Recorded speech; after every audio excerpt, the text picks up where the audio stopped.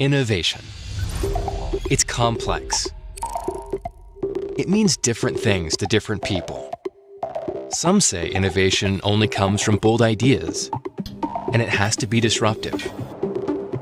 But just as you can grow a tree from an acorn, you can become an innovation leader with small beginnings. Pragmatic ideas that start a ripple effect, leading to greater efficiency, resilience, and relevance. We would know. For nearly 40 years, Dell has been innovating relentlessly to drive human progress, and we're far from done. Now is the best moment for ideas to take shape and transform into action and impact. We're at your side to make this possible. We're simplifying IT, building purposeful products, and championing open standards, so you can accelerate from ideas to innovation outcomes faster.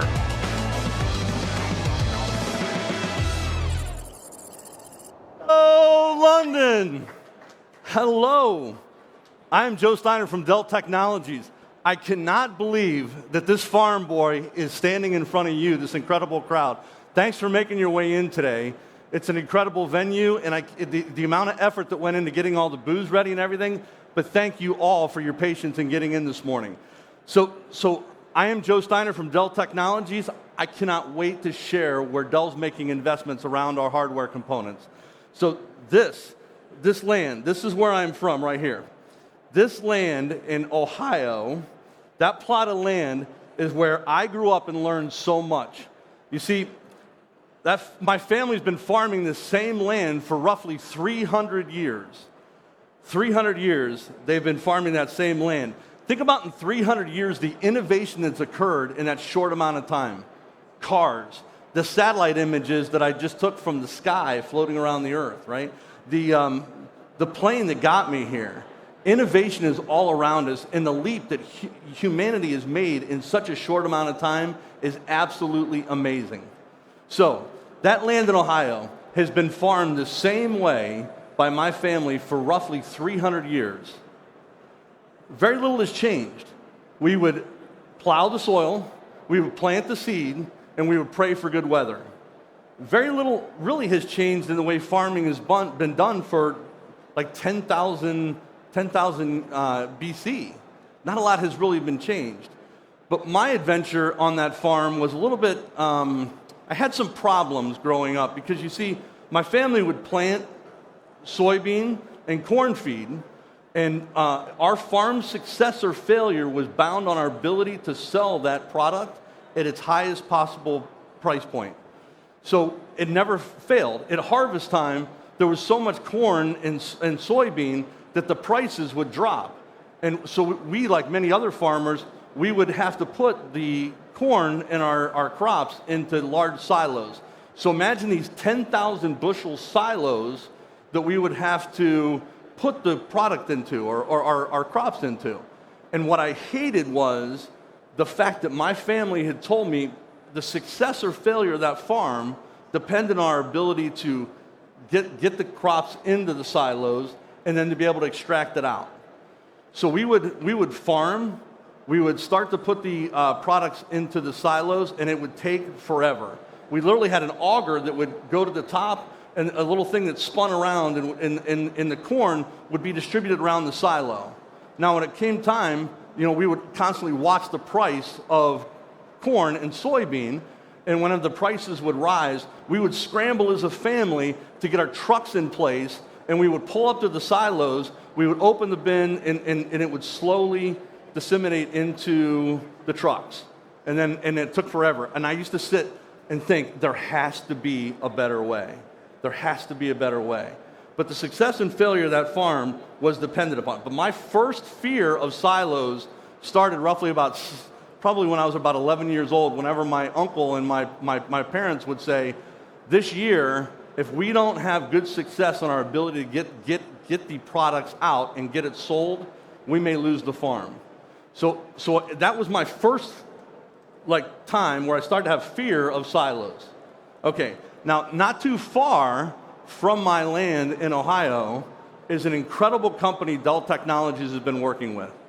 There's a company called Nature's Fresh Farms that has revolutionized the way that farming is done, right? So from my time and exposure to farming to 10,000 BC, very little change, right?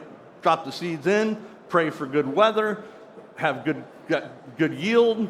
That's how it was done. OT sensors have absolutely changed the game in how farming is done. So not too far from that land in Ohio is Nature Fresh Farms. It's partnering with Dell Technologies, and every single plant in their farm has an OT sensor gathering information on temperature, moisture levels, nutrients in the soil. The way that farming is done has completely changed. It's amazing. So, not all companies are as far along as Nature Fresh Farms. But Dell Technologies recognizes, and I love this quote from Michael Dell, at the center of everything exciting happening in the world today, at the center of it is data. We have to protect it. We have to compute against it. We have to give you the flexibility to choose where you run your work and where you store your data. At the center of so much innovation, the individuals in this room, in this conference, are doing amazing things with data. Dell Technologies is committed to building capabilities around our hardware components to help you be successful in that innovation journey. Okay, so silos. Today, when I think about the challenges companies have with regards to silos, it's not corn, it's not soybean, it's data.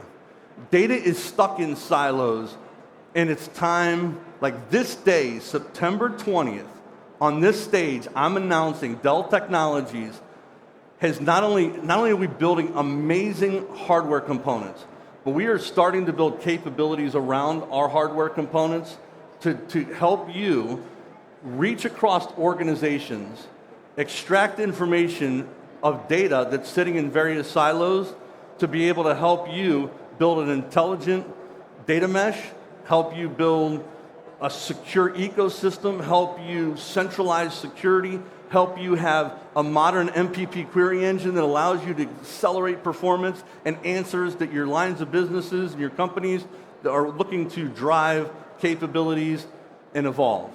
And that's why today we're announcing Dell Technologies is partnering with STARBURST. STARBURST is an amazing company. When you think about what STARBURST has done already, it's impressive. When you think about Dell Technologies and STARBURST co-engineering solutions together to drive outcomes for our customers, man, I cannot wait to have you guys come visit our booth, hear more. We've got the capabilities to do some demonstrations. But I'm going to introduce my buddy, Rick DEMARE, from STARBURST to come up and kind of give you a little bit of deeper dive into some of the evolution of STARBURST's capabilities. Rick, glad to be partnering with you, buddy. Absolutely, baby. Here you go. Thank you. Good job. Hey, everybody. So we're at the data silos, and I want to address a conspiracy theory because I came all the way over from the US, and we're pretty good at those things.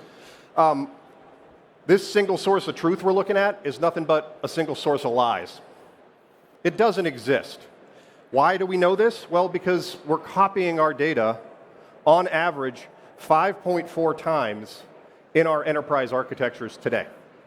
Think about the cost, the expense, the labor, the potential risk associated with copying data 5.4 times between our environments.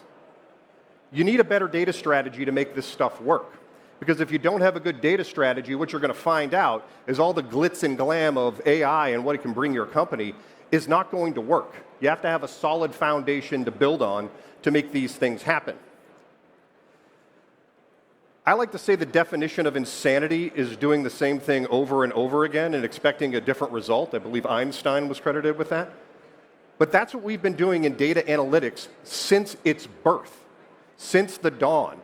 We take data, we put it in silos all over our systems. We have to maintain those silos, and it's slow, just like Joe's example, for us to get the data, or in the case of his scenario, the corn, out of the silo into our individual users. We've developed new technologies over time to help us make that happen, but in reality, those technologies are just new silos. We've created lakes, which is a silo that we copy data from. We've used modern technologies in the cloud that help our systems go faster, but if it takes us 3 months to put the data into a location for us to analyze it and the query comes back in a second, how fast did we get access to the data? Was it 3 months in a second or a second, right? These legacy technologies are monolithic, they're single source, they're closed ecosystems, and they're expensive to scale. In the old systems, you had to take storage and compute and put them together and try to make them scale as a monolithic ecosystem. In the cloud, well, the cloud's not free. It does amazing things. We're not anti-cloud, we're very pro-cloud, but it's expensive. And not all your data has to fly first class. So we want to get out of this wheel of insanity, and we want to address the 4 R's. We want to get the right data to the right user at the right time, at the right cost. And why is that important? Well, it's because we have multiple data lakes. 70% of them are disconnected. 80% of them lack common tools, right? And while we're trying to transition our workloads to new systems, 90% of the workloads we have are in transition. We're moving to something else. In today's world, the facts remain that data is everywhere.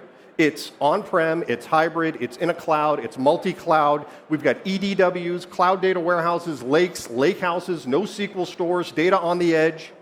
They have different volumes, velocities, values associated to us, concurrency, types of users, and security and governance on top of it.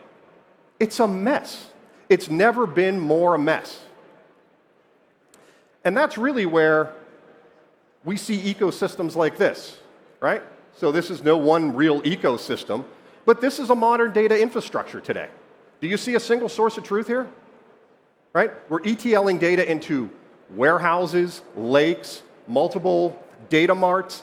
We're copying data into generally multiple Hadoop infrastructures or big data lake infrastructures because we don't want to attack it at the same time. We have multiple BI tools which have their own metadata layers. They have different security and governance associated to this. Is this ringing a bell for anybody? I got a couple of nods. It's early. We got our coffee in it. Okay, good. Thank you. Thank you. I appreciate that.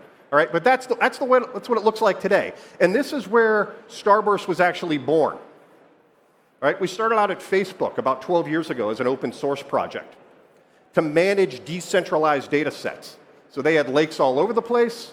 They wanted to be able to use the information from those lakes and make recommendations to their users. Simple as that. This is technology that got adopted quick from the open source community and was leveraged over and over again by internet scalers like LinkedIn, Netflix, Pinterest, Lyft, and the like. It was actually even funded, the open source project was even funded by Teradata.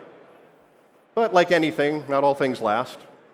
Facebook wanted to take over more control, and STARBURST and the key engineers from Facebook and some Teradata executives formed STARBURST because we figured you don't need to be a data engineer to want to be able to decentralize your data sets and manage them in an efficient way. And that's where STARBURST was born. We are the modern data lake offering. We rely on object store as the point of gravity, which is where most of the industry is today.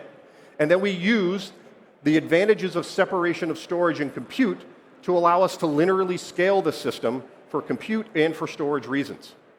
Right? That gives us the scalability and cost effectiveness you desire. We then use open file formats to keep this vendor agnostic. So we announced our partnership with Dell today. We are maintaining that agnostic approach to our systems. That goes true with our partners from Dell as well. We're using open table formats, so you get warehouse-like capabilities on a low-cost ecosystem. And then we use our compute engine to federate data from multiple sources at the same time and giving our users and our analytic people a single point of access to all of their data.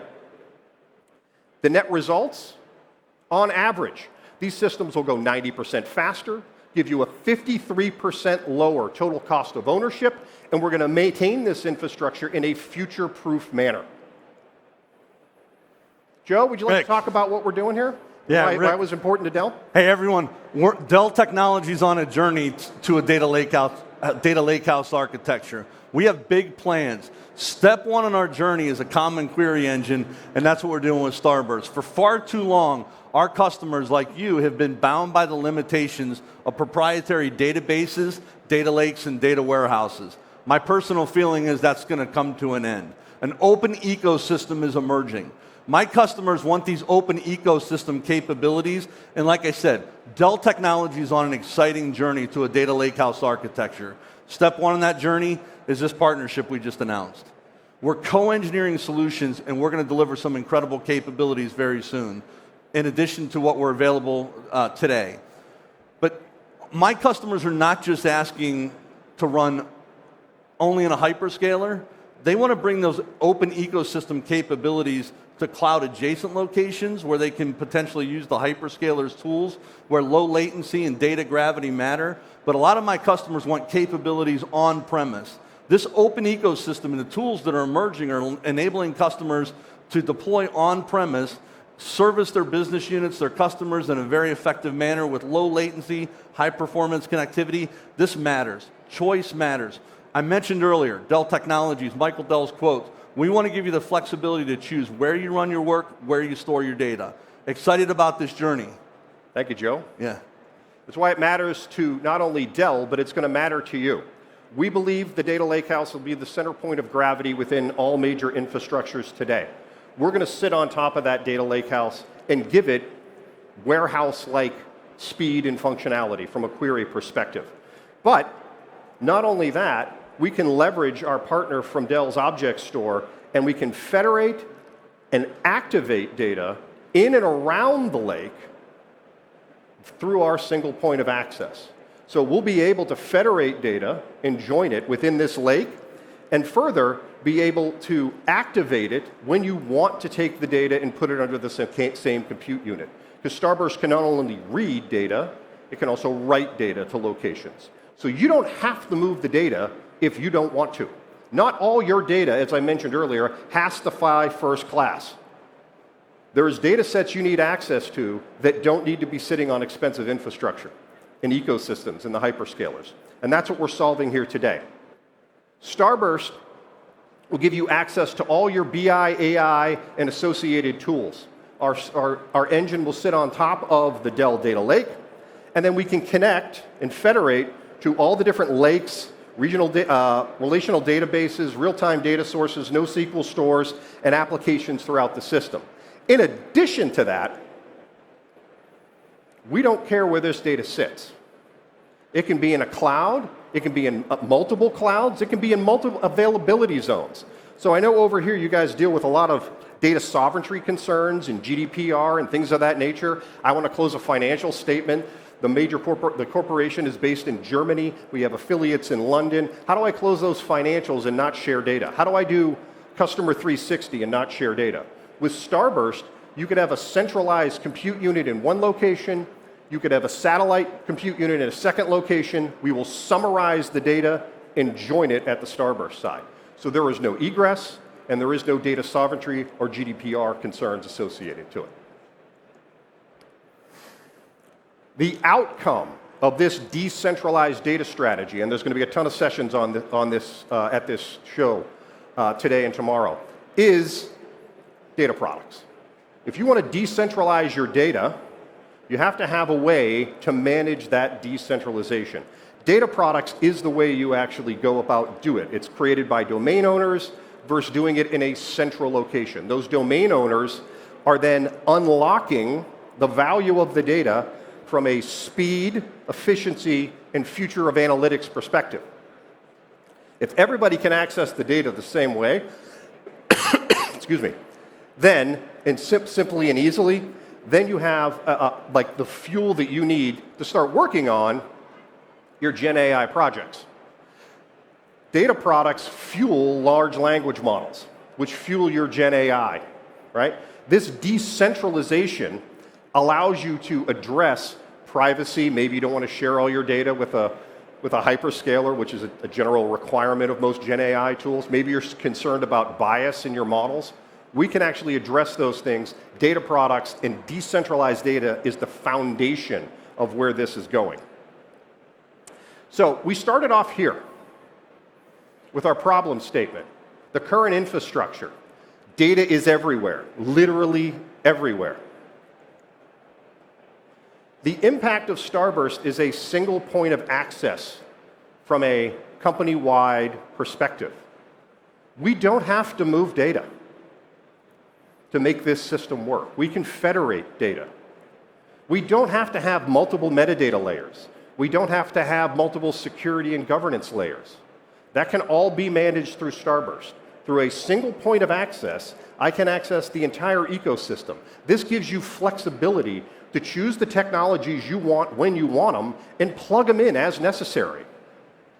It's not a project where you get a new application and have to spend a year and a half before you get any value out of it, because you either have to move that data or transition data to it. We can plug it in and get value from it today.